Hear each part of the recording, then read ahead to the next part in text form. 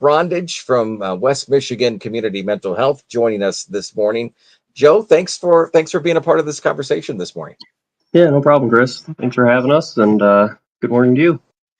Absolutely. Let's talk about some of the services there at CMH and what is available, because it sounds like every time we talk to the team there at CMH that there's always services expanding. They're adding team members. They're making sure that the community members throughout Mason, Lake, and Oceana County has support from mental health and substance use and other support. But today we're going to be focusing on the little ones in our lives and their family members with the services that you provide. And before we even get started, let's talk about this home-based wraparound, kind of the overview of it. If you can explain that and lay the foundation for us, and then we'll talk about some questions. Yeah, so I oversee a few different programs here at West Michigan, and mainly those include the home-based services and wraparound services, which, with some recent changes at the state, is now intensive care coordination with wraparound. Um, and so, home-based services with the child and family unit as a whole, and it's an intensive care management therapy, as well as a community living support service that can be offered to them. The frequency and intensity of that is generally much higher than what a consumer may traditionally get with just traditional case management services or outpatient therapy, as well as the flexibility for us to be able to go to the consumer and meet them where they're at, whether that be physically in their environment or out in the community, as well as really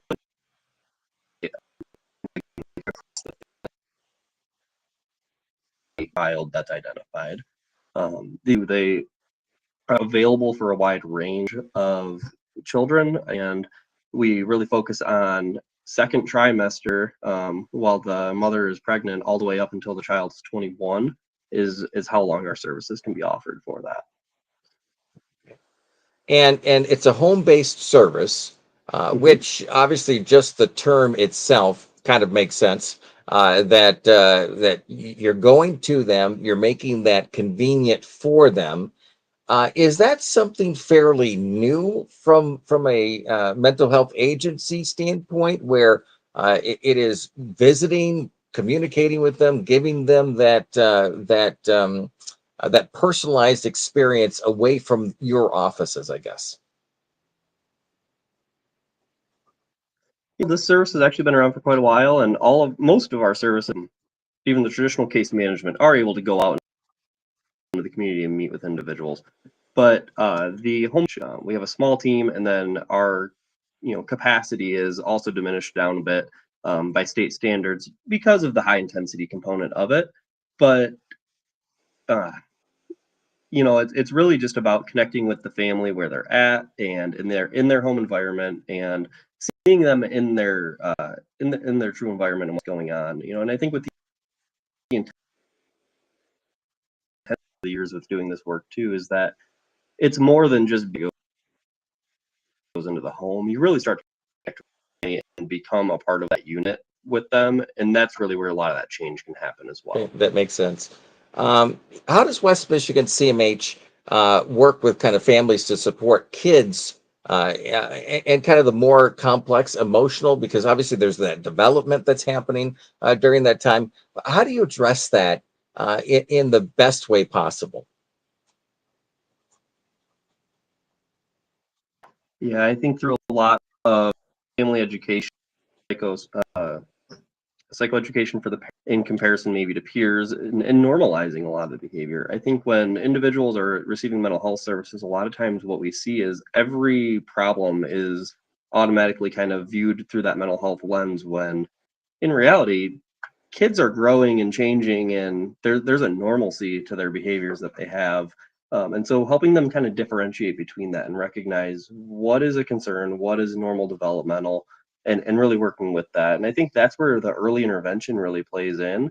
And when we can work with children when they're young and with their families, we can really work with them on understanding that from an early point, and then addressing and helping the parents, model appropriate behaviors and start to even express their own emotions, so that the children can understand, like, there's a normal range for this that we want to work through. Absolutely. Give us, before we get into some deeper conversations, and if you're just joining us, we're talking with Joe from West Michigan Community Mental Health, but um, give us some kind of scenarios or examples, if you don't mind. And obviously, we don't want to cross a line into any sort of HIPAA issues, but give us sort of a scenario of what the team would do, maybe on a daily basis, or something that we can connect with even further that relates to these services. Yeah, so the services really focus on a lot of coordination as well with community partners. So a large part of the job is connecting the family to other services in the community for basic needs, or working with the service providers that are already set up. So a large part of this team's job is really coordinating with, courts, DHS, staircase youth services, um, schools, the ESD, and all of age understanding, and we're meeting these childs.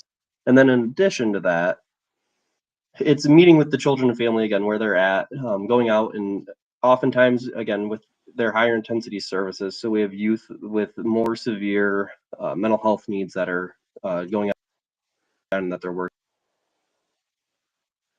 through. And sometimes we do respond, like, expressing some suicidal ideation, just some severe mental health concerns, that the team's able to go out and respond and try to work with them to avoid having to go to the ER or going to an inpatient unit, and try to work through it in that moment in the home, and community with them. And I guess the when listening to you talk about that, and sometimes we think it has to be all encompassed in one agency. But when you work with multiple agencies, when you can say, okay, they specialize in this, even if you offer that service internally, sometimes it's better to diversify those services and help. Does the I guess the question that I'm trying to get at is, does that help those individuals even more? And if so, how? Because then you have a lot of people working with them. Does that show more of a support structure? Can they be nervous about that? Explain that a little bit for us, if you don't mind. Yeah, I mean, the old saying, "It takes a community to raise a child," it still stands. And in today's age, that looks different than what is maybe traditionally thought. But that's really where the intensive care coordination with wraparound program comes in and specializes, because it really focuses on bringing in those community partners, because mental health services are generally are not meant to be a lifelong experience, right? And we want to connect individuals with other providers, other services and points in their key that they'll be able to continue to after our services are done. And taking everything to the table, I feel overwhelming, and with a lot of families, we have to work at kind of go to lower pace at times. People are open up about what's going on, to but we can bridge that gap, and we can start to those writers and individuals, and that really supports to bring in a family, maybe a clergy member as well.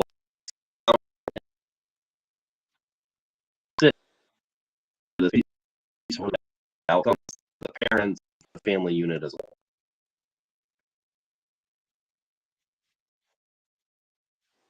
And we're getting a little bit of jitter there. So what we'll do is we'll reconnect with Joe here in a second. Uh, and if you can understand that sometimes with a firewall and Joe, welcome back there. Sometimes those security measures within our agencies can mess things up a little bit. Uh, let's go back here just a moment. if you're on with us a little bit there. And if we have additional issues for the listeners and the viewers out there, we'll just try a different kind of connection there. But those services, they're multiple services together helping those individuals. And um, you have a qualification process though, right? Where this ICCW, that they can, there's a criteria for our listeners and viewers. They can qualify for that. Is that easy to qualify for it? Is it, do they have to do certain steps before they get to that point?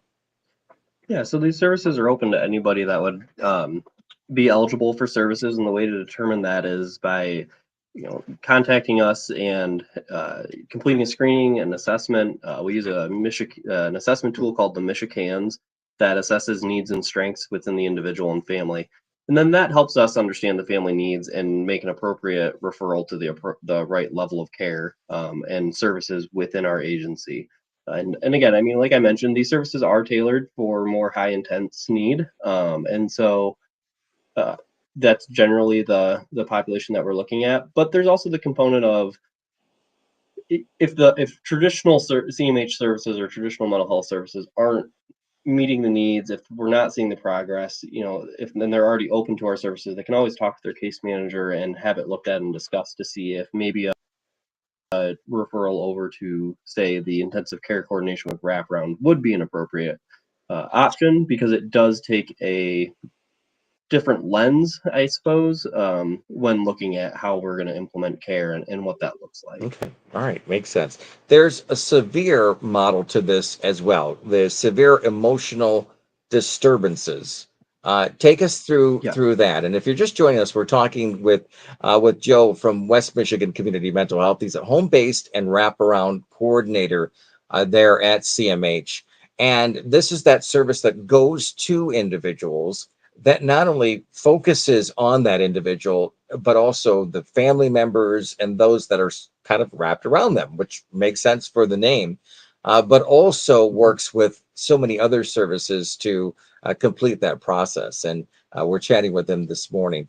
Joe, the video and audio seems to have cleared up a lot, so we appreciate you and your team over there working on that. Let's continue to dive into this topic and take us through the severe side of this.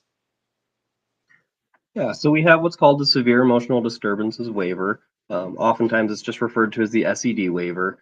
And what that helps with is it focuses on helping kids with families with kids severe emotional challenges, and allow hang on, Chris, I think we might be losing now. Okay, are you there? Yeah, we broke up just a little bit more there. Okay, Yeah, sorry about it. so We will, for our listeners and viewers, we'll make sure we get this fixed before the next time we chat. But let's keep going for a few more minutes if you don't mind. yeah, the severe emotional disturbances waiver, it provides enhancements and additions to traditional services through the Medicaid state plan coverage to children up through age 20. And so it enables Medicaid to fund those necessary home and community-based services for children that would meet that criteria for admission to maybe the state hospital or hospitalization without those waiver services. And it can assist those opening up that access to mental health services that may not have previously been there and who may not qualify for Medicaid. This is a pathway to that youth. And if they've utilized outpatient services through private practice in the past, not had that benefit, they can access the full length of CMH services then by qualifying for that waiver.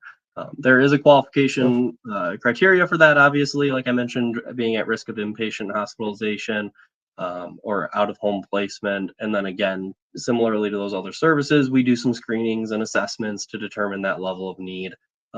But if individuals are experiencing struggles and want to find support for their children, it really is just about walking in the front door and asking for help. And if they do mention, wraparound or the SCD waiver at that door time, we can make sure that that is taken into consideration during that assessment. Okay. This isn't just for teenagers. This is all the way down to infants. A wide range. Is what is this focus on? Is it to the edge of adult? Uh, Obviously, you are focusing on the adults on the wraparound side of it, but break that down for us if you don't mind. Yeah, so again, our services are available to from second trimester all the way up within our children's services up until the age till the birthday of 21. And so Okay. mental mental health, sometimes individuals kind of maybe give me a strange look when I bring that up because they say, "How do you provide mental health services Yeah. to a baby?" You know, and how does that work? Yeah. Especially when you're looking at second trimester. But the focus of like the infant mental health services is really to focus on the child and parent dyad and the connection between the two. We want to make sure that there's a strong attachment formed in those early years. There's so much development that takes place at such a rapid rate during that time as well that those services then can help monitor and work with the family to again address any concerns and maybe refer out to additional agencies and services in the community for those specific needs. And then the infant mental health clinician is also able to work with the parent on their own mental health concerns and, kind of maybe address postpartum depression concerns and, um, maybe anxieties around being a new parent and what does that look like and trying to connect them with additional resources. And then those infant mental health Okay. services, those are available to up until the child's fourth birthday. And then at that point, we would look at traditional services for either the parent or child, depending on if there's a continued need. Okay. I mentioned a moment ago about, obviously to ask you about that, the wide range in age, Mhm. but there's also a concentration on the youth peer support. And I know we've had conversations over the past few years with CMH in regards to bringing somebody in from a peer standpoint that that individual can relate to, that might have gone through similar. How does that process work with wraparound?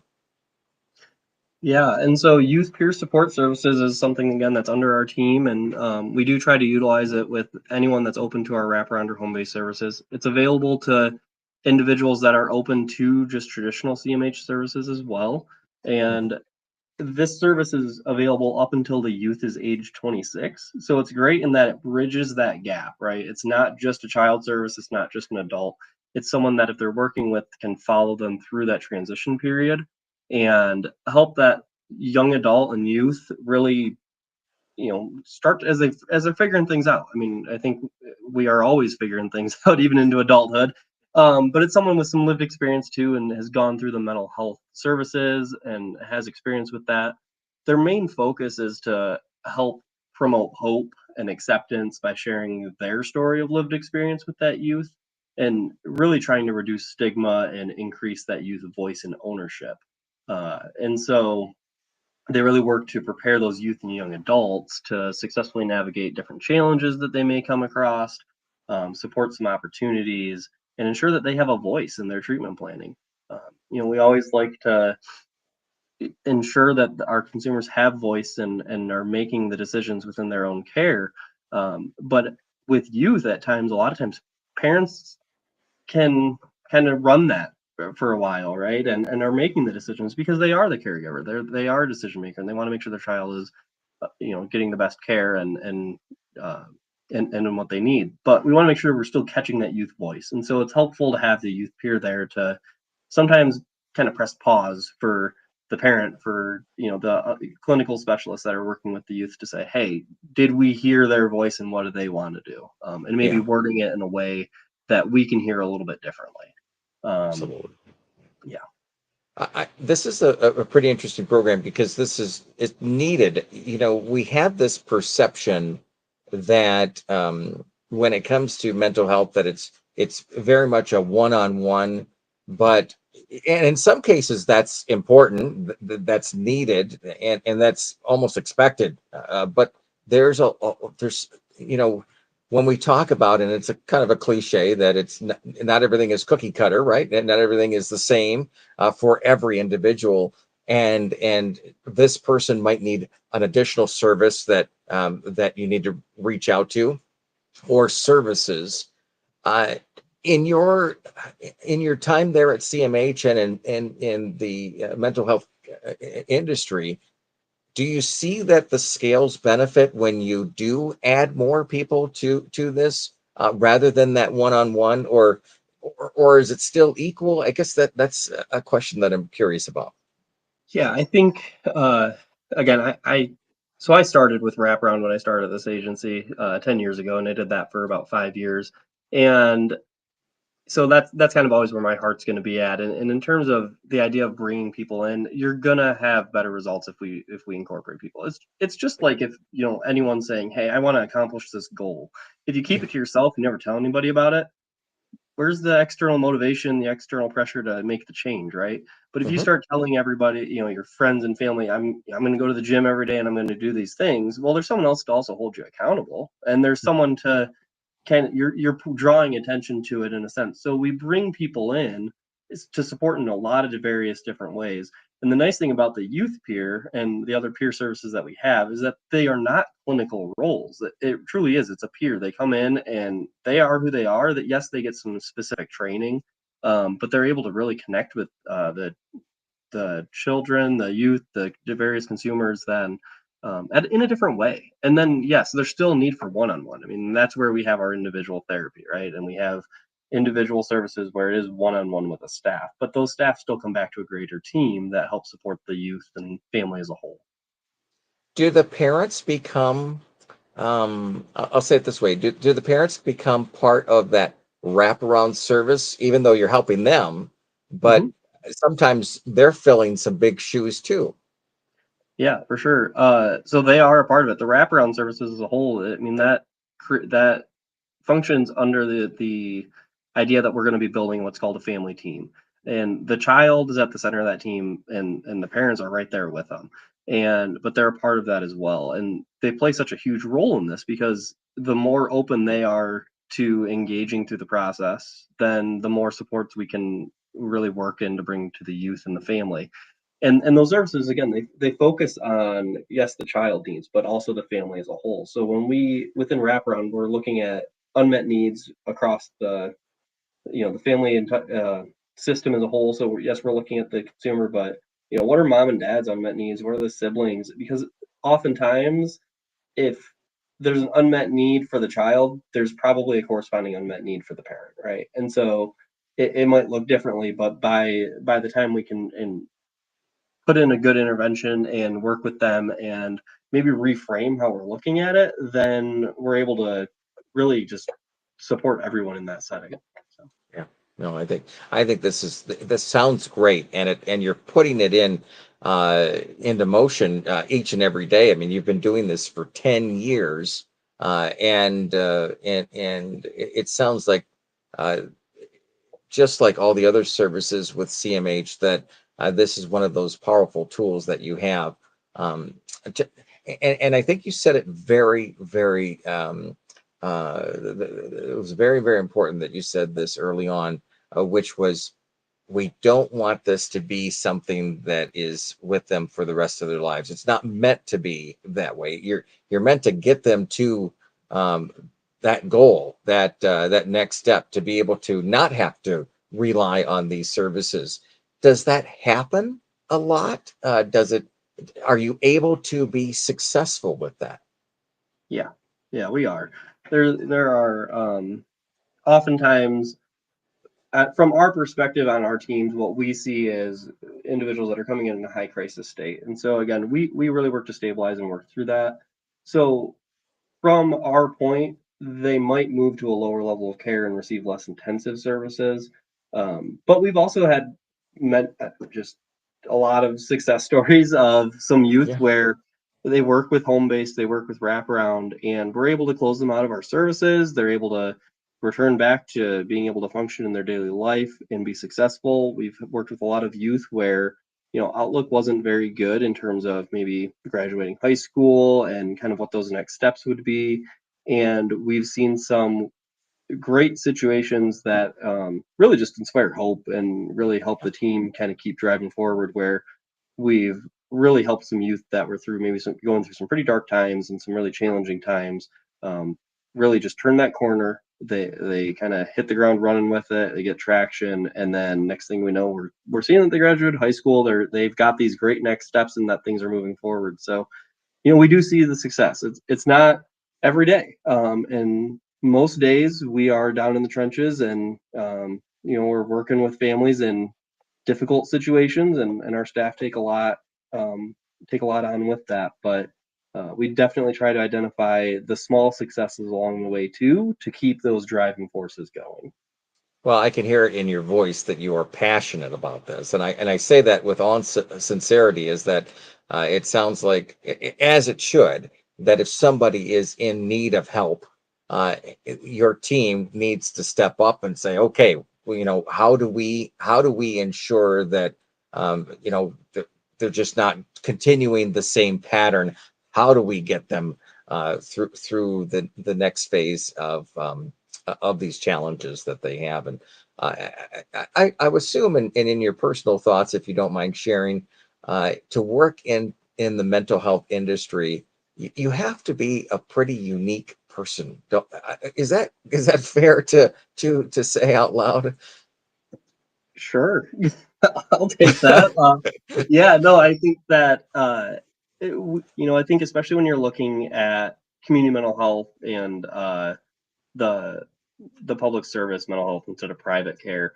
And the individuals that we're working with, when you're looking at severe and persistent mental illness and serious emotional disturbance in youth, um, it's it's challenging, and it Mhm. wears on you as an individual and as a service provider. And again, you take a lot home, and secondary trauma, vicarious trauma,